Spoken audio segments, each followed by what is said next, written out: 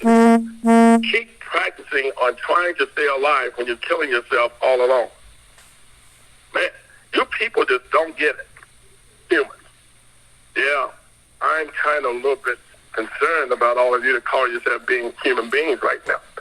I don't see too much being human about you. You don't think too wisely. I don't know where you got those brains from. They must have been processed in one of those would-be catalog would-be cereal. But you definitely ain't getting it.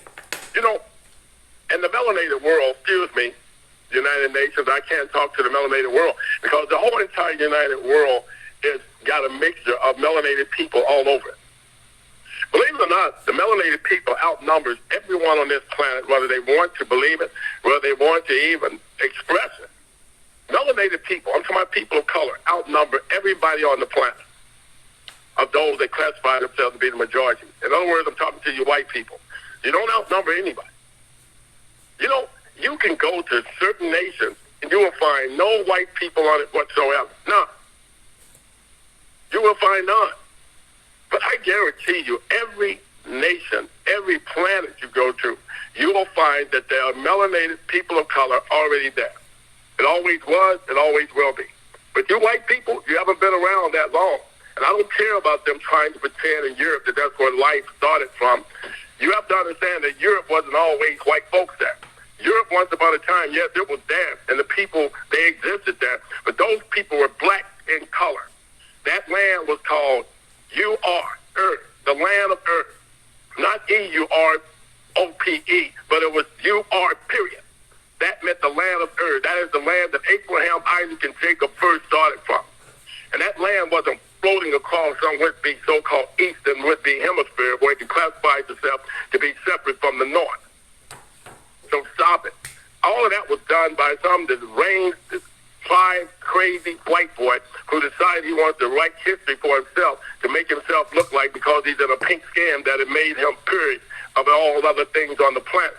So stop it with the playing games and just get serious about the world and what we're doing right now. I know it's a lot of you Caucasian pink brothers that get angry when you hear me saying that, but I can tell you what, you can't change it.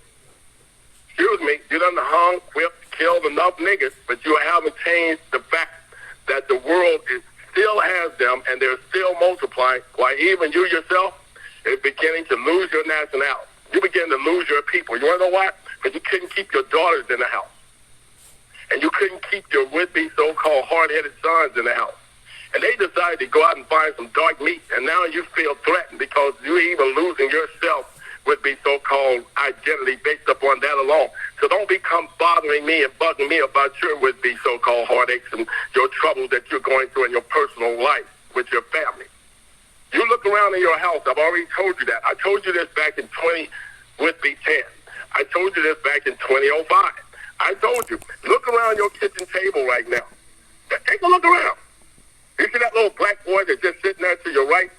And that little black girl that's sitting at the head of your table over there that you're calling your grandson and your granddaughter? They don't look like you. So you better wise up and realize that it's only a matter of time before they grow up and overthrow your old would-be decrepit, crazy self out of the house. You better get ready for it because they're going to inherit everything that you got, whether you want them to or not. I am just giving you a warning so you can stop it, so you understand that you're about to get your last stop in hell. And you're going to have to get off the bus in hell. And you're only going to have a one-way ticket, so don't be talking to me like you're going to be coming back to get me. You're going to have a one-way ticket to hell. And when that bus stops, you're going to get your old white self off it. So you're going to be riding up front of the bus, and you might be just driving it, but you're going to get off that bus in hell. And that's as far as your ride's going to take you.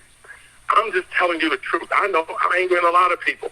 No, I don't sound like Martin Luther King. I don't sound like Malcolm X. I sound like someone in between them. One day I'm a Malcolm, and one day I'm a Martin, as far as you're concerned. But I need you to understand, I brought you the justice of the planet. I brought you the final would-be outcome of what you're about to have to deal with in your life and the life to come. Get ready. Wow. I got so much else to put out, but I just had to get that off my chest and out of your mind. So you'll understand that ain't nothing you can do to change what's going on right now. And Donald J. Trump is going to stay in place until he gets through doing nothing more than calling all of you would-be rednecks out there around the would-be so-called United World to war. And you're going to fight that war, and you're going to lose it. So get prepared. You're on the losing side, and you're going to lose. That's what's going to happen to you. Meantime, I'm going to give you an opportunity to think about what I'm saying. You might want to switch sides quick, fast, and in a hurry, while I do nothing more to give us all a short break.